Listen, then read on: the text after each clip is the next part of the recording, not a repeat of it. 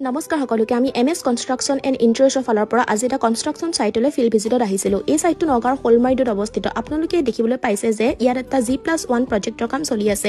আমি ইয়াত কাম ষ্টাৰ্ট কৰাৰ আগতে প্ৰপাৰ লেণ্ড মেজাৰমেণ্ট আৰু সইল টেষ্ট কৰি লওঁ, যিটো এটা প্ৰজেক্ট কৰাৰ আগত গুৰুত্বপূৰ্ণ পদক্ষেপ।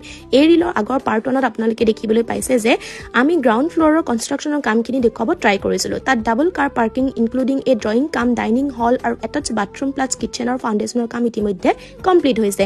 আৰু যদি আপোনালোকে পাৰ্ট 1ৰ ভিডিঅ'টো চোৱা নাই প্ৰফাইলত গৈ চাব পাৰিব।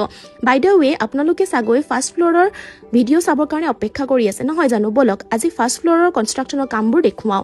এই ঘৰটো G+2 ফাউণ্ডেশ্যন দিয়ে বনোৱা হৈছিল, কিন্তু ইতিমধ্যে অ'নাৰৰ কিছু বাজেটৰ ওপৰত প্ৰব্লেম হোৱাৰ কাৰণে G+1 কমপ্লিট কৰিম। নিশ্চয় আপোনালোকে আপোনালোকৰ সপোনৰ ঘৰখন ল' বাজেটত বনাম বুলি ভাবিছে।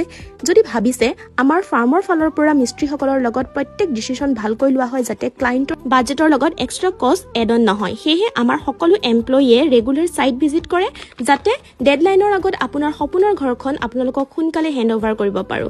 বৰ্তমান গোটেই এপাৰ্টমেণ্টটোৰ টাইলছ, ফল চিলিং, মডুলাৰ কিটচেন, কালাৰ আৰু মাইকাৰ সকলো কাম বাকী আছে।